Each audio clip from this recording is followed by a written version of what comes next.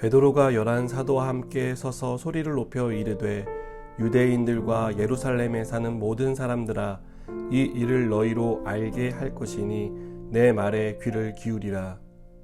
때가 제3시니 너희 생각과 같이 이 사람들이 취한 것이 아니라 이는 곧 선지자 요엘을 통하여 말씀하신 것이니 일러스되 하나님이 말씀하시기를 말세에 내가 내 영을 모든 육체에 부어주리니 너희의 자녀들은 예언할 것이요 너희의 젊은이들은 환상을 보고 너희의 늙은이들은 꿈을 꾸리라. 그때 내가 내 영을 내 남종과 여종들에게 부어주리니 그들이 예언할 것이요 또 내가 위로 하늘에서는 기사를 아래로 땅에서는 징조를 베풀리니 곧 피와 불과 연기로다. 주의 크고 영화로운 날이 이르기 전에 해가 변하여 어두워지고 달이 변하여 피가 되리라. 누구든지 주의 이름을 부르는 자는 구원을 받으리라 하였느니라. 아멘. 중고등부 학생일 때 수련회를 가면 항상 특별한 은혜가 있었습니다. 많지 않은 수의 학생으로 구성된 부서였지만 성령 충만을 갈망하는 마음만은 정말 컸습니다. 그래서 수련회 기도회는 언제나 2-3시간을 훌쩍 넘기곤 했습니다. 그렇게 뜨겁게 기도를 할 때면 성령께서 강하게 임하셔서 펑펑 울며 죄를 회개하는 사람, 방언의 은사를 받는 사람 등 많은 사람들의 변화가 일어났습니다. 그리고 우리는 이 수련회를 마치고 돌아오면서 마음에 결심을 했습니다. 그날 이후로 중고등부는 저녁마다 모여서 함께 기도하는 기도회가 생겼습니다. 전사님이 계셨지만 전사님이 만든 모임이 아닌 학생들이 자발적으로 모여서 만든 이 기도 모임은 저녁 8시부터 10시까지 항상 그 자리에서 모여 기도하는 하나의 전통으로 자리 잡았습니다. 저는 오순절 성령이 강림한 사건을 읽을 때마다 그때의 기억이 생생하게 떠오릅니다.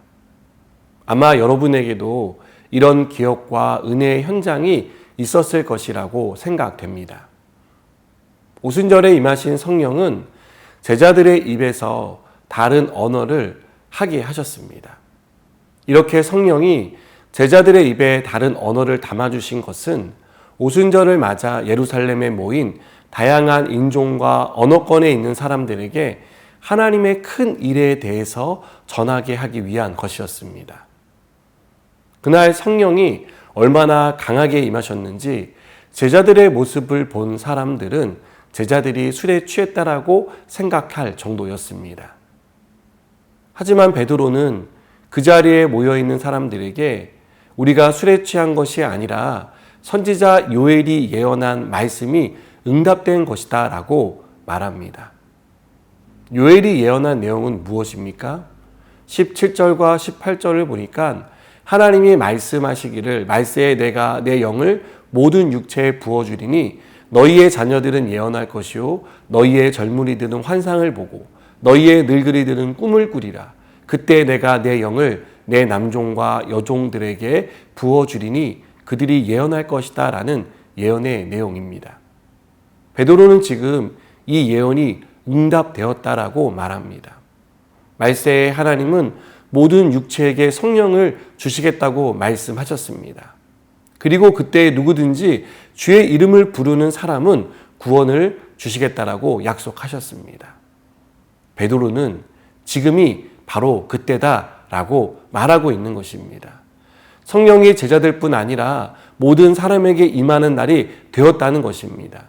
그래서 누구든지 주의 이름을 부르면 구원을 받는 역사가 시작되었음을 선포하고 있습니다. 베드로가 말하는 하나님의 큰 일은 복음을 가리킵니다.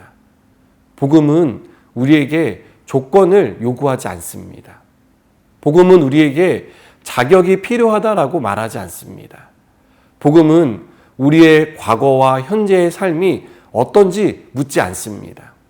복음은 아무 조건 없이 주님 앞에 나오면 된다고 말합니다.